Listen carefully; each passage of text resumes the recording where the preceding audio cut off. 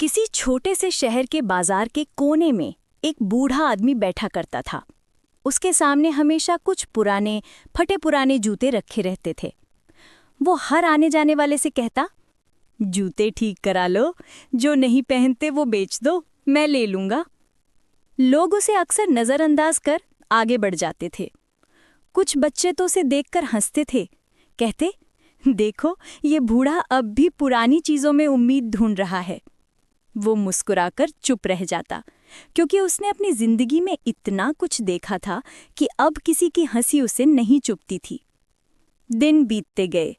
वो सुबह से शाम तक धूप में बैठा रहता। कभी कुछ जूते बिक जाते, कभी कुछ नहीं, पर उस बूढ़े का धैर्य कभी नहीं टूटा। वो रोज अपने ठेले पर बैठता, जैसे कोई माली अपने बगीचे की रखवाली करता है।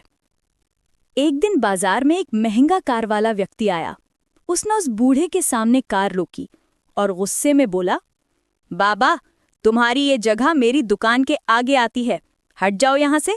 तुम्हारे पुराने जूते देखकर मेरे ग्राहक भाग जाते हैं।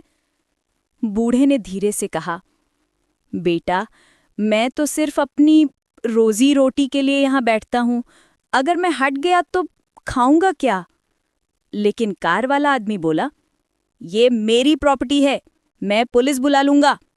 और इतना कहकर चला गया।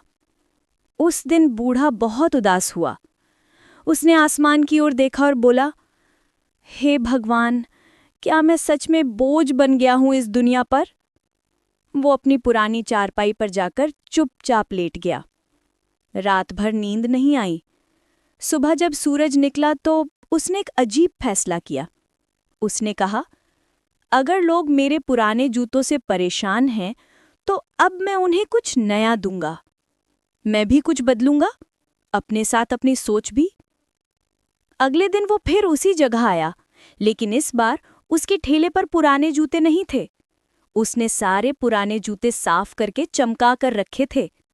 कुछ को उसने अपने हाथों से रंग दिया था, कुछ को सस्ते में कपड़े की लेस लगाकर नया रूप दिया था। उसके ठेले पर अब एक छोटा सा बोर्ड भी था, पुराने जूते नए जैसे, प्यार से बनाए गए। लोग रुकने लगे। एक महिला ने देखा और कहा, वाह बाबा, ये तो बिल्कुल नए लग रहे हैं, कितने के हैं?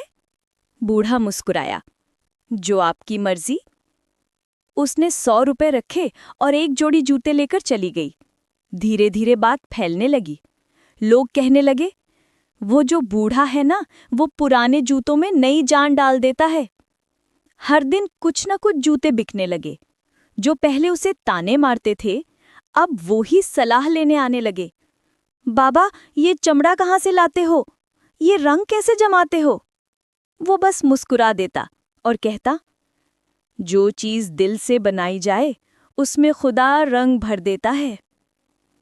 कुछ महीनों बाद उसी महंगे कार वाले व्यक्ति की नज़र उस बूढ़े पर पड़ी। वो चौंक गया। जहां पहले गंदे जूते रखे रहते थे, अब वहां एक सुंदर ठेला था जिस पर साफ सुथरे जूते सजे थे। लोग लाइन में खड़े थे। वो पास गया और बोला, बाबा, ये सब कैसे किया आपने? बूढ़ा हंस पड़ा।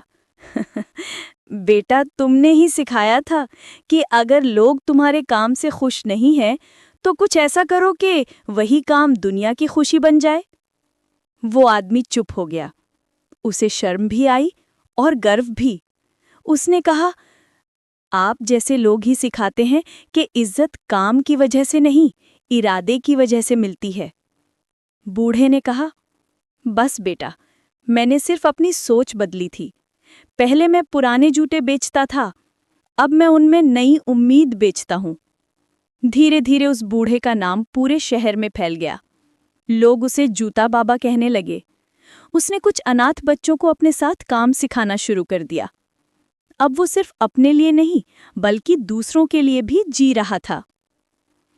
एक दिन वो ठेले के पास बैठा सूरज ढलते देख रहा था। एक बच्चा उसके पास आया और बोला, बाबा, आपने इतने पुराने जूतों में भी नई चमक कैसे भर दी?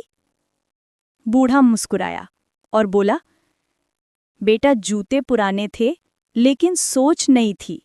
जब सोच बदलती है तो हर चीज की कीमत बढ़ जाती है, चाहे वो जूते हों या इंसान? उस बच्चे की आंखों में चमक थी और उस बूढ़े की आंखों में संतोष। उसने आसमान की ओर देखा और धीरे से कहा, धन्यवाद भगवान, तूने मेरी सोच बदल दी, वरना मैं भी सोचता रहता कि मेरी उम्र बीत गई है और कुछ नहीं कर सकता। अब वो ठेला एक दुकान बन चुका था। साइन बोर्ड पर लिखा था, होप शूज, हर कदम नई उम्मीद के साथ। लोग कहते थे, ये सिर्फ दुकान नहीं, एक सोच है। जो यहां से जूते ले जाता है वो उम्मीद भी साथ लेकर जाता है। और उस बूढ़े की कहानी हर दिल को छू जाती थी, क्योंकि उसने सिखाया था, गरीबी बुरी नहीं, पर छोटी सोच जरूर है। जो अपने काम को छोटा मानता है वो खुद को भी छोटा बना लेता है, और जो अपने छोटे काम में भी बड़ा सपना देखता है वो एक दिन मिसाल बन जाता है। हमेशा याद रखो, तुम्हारे पास जो है वही किसी और के लिए अनमोल हो सकता है। जिंदगी में हालात नहीं, सोच बदली जाती है, क्योंकि जो अपनी सोच बदल लेता है वो अपनी दुनिया भी बदल देता है।